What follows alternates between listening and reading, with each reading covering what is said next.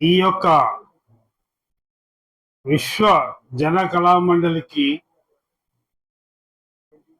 Chairman గా ఉండి మాస్టర్జీ గారు ఇప్పుడు పోస్టర్ రిలీజ్ చేసిన ఆయన పాస్టర్ కళాకారులకి పోస్టర్ వారి యొక్క చిన్నప్పటి నుంచి ఎల్కేజీ నుంచి చూసినటువంటి వాళ్ళు ఇప్పుడు కూడా మార్పు రాలే. ఆ యాక్టివిటీ కానీ ఆయనలో ఉన్నటువంటి పోరాట పటిమ కానీ ఏ టు జెడ్ ఆయన దాసరి నారాయణరావు సినిమా తీసి స్క్రీన్ ప్లే దర్శకత్వం మాటలు పాటలు అంటున్నాడు. అట్లా అన్ని కళలు నింపుకున్నటువంటి గొప్ప యోధుడు. ఆయన్ని ఎవరైనా వ్యతిరేకిస్తే బాధుడు కూడా ఉంటుంది. బాధుడు అంటే చేతులతో కాదు, మాటలతో. సో వాడిని విజయవంతం చేద్దాం. గద్దరన్న తర్వాత లోటు కనపడుతుంది. అది త్యాగరాయ గాన సభ కావచ్చు, ప్రెస్ క్లబ్ కావచ్చు, లేకపోతే రవీంద్ర భారతి కావచ్చు. మిగిలిన వ్యక్తిని కాపాడుకోవాలి. ఆ వ్యక్తికి గవర్నమెంట్ గుర్తింపు ఇవ్వాలి. జేబీ రాజు గారు ఉన్నారు కాబట్టి గుర్తింపు జరుగుతుంది. మహాభారతంలో ఒక యుద్ధం జరుగుతుంటది. ఆ యుద్ధం జరుగుతుంటే కృష్ణుడికి రథసారథి అవతడేమో శల్యుడు ఉన్నాడు. కర్ణుడు వర్సెస్ కృష్ణునికి జరుగుతుంది. వాళ్ళిద్దరు మాటల మధ్యలో కర్ణుడు చాలా బలమైనటువంటి ఆయుధాన్ని ఉపయోగిస్తాడు. బాణాన్ని ఉపయోగిస్తే బషీర్ బాగ్ నుంచి పోయి నిజాం కాలేజ్ దగ్గర పడుతుంది. 3 లోకాలు కదిలిపోతాయి అర్జునుడిది. అప్పుడు కృష్ణుడు అంటాడు, శభాష్ కర్ణ, నీ అంత వీరుడు శూరుడు ధీరుడు లేడు అని సర్టిఫై చేస్తాడు.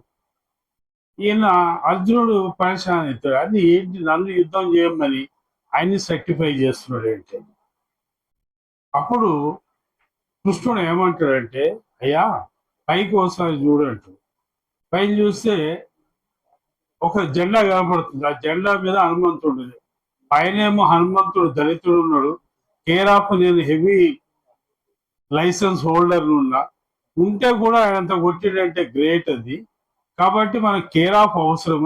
కేర్ ఆఫ్ ఉండబట్టి నువ్వు ఉన్నావు అని.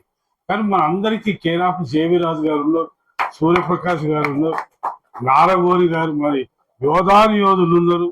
మన గద్దరన్నతో నడిపించినటువంటి గద్దరన్నకి అత్యంత నమ్మకము మరి సిఎల్ యాదగిరి అన్న. ఇప్పుడు గద్దరన్న పాటల్లో మళ్ళీ ఈయన నూకరాజు పెట్టేసింది. ఈయన అసలు పిలుస్తలేదు. ఈయన్నే పిలుస్తలే, అందరిని పిలుస్తలేదు. అందుకని మనం తల్లిదండ్రులు అందరూ ఆలోచన చేయాలి. పిల్లలు మన ఆస్తికి వారసులు కానీ ఆశయానికి వారసులు కాదు. గద్దరన్న కొడుకు గద్దరికి వారసుడు కాదు. ఇది వాస్తవం అన్నమాట. అది అక్కడ రాజశేఖర రెడ్డి కొడుకు జగన్ ఆడు కూడా వారసుడు కాదు. వాళ్ళ అయ్య దగ్గర ఉన్న వాళ్ళనేమో నూకరాజు పెట్టేసి వాడే ఏకపాత్రమైన తల్లిని పక్కన పెట్టేసిండు, తర్వాత చెల్లెని పక్కన పెట్టిండు. సేమ్ జెరాక్స్ కాపీ సూర్యం తీస్తున్నాడు.